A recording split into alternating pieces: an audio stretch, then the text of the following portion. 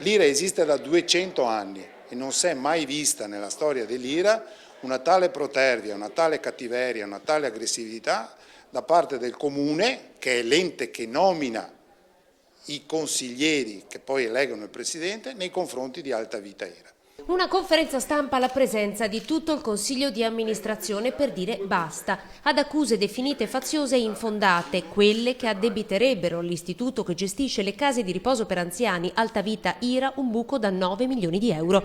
L'ente è uno dei più sani e patrimonializzati della Regione Veneto e questa sua condizione lo rende appetibile di assalti alla diligenza ai quali questo Consiglio si è sempre fieramente opposto, privilegiando la missione di salvaguardia dell'assistenza agli anziani e ai tanti giochetti che la politica ha cercato di consumare sulla pelle degli stessi. L'ente nella lettera presentata ha evidenziato l'esito positivo delle ispezioni della Regione in corso da ottobre, chiarito che nonostante le esternalizzazioni di alcuni servizi nessun posto di lavoro verrà tagliato. L'IRA non ha mutui, l'IRA non ha debiti, non ha nessuna situazione patrimoniale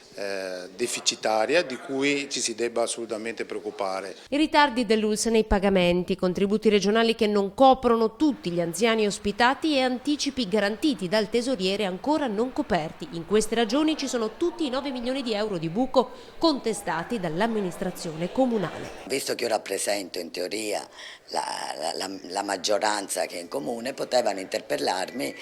per chiedere appunto delucidazioni in merito prima di esporsi in una campagna denigratoria che crea un danno all'ente e soprattutto agli anziani e ai familiari ed evitare magari una figuraccia.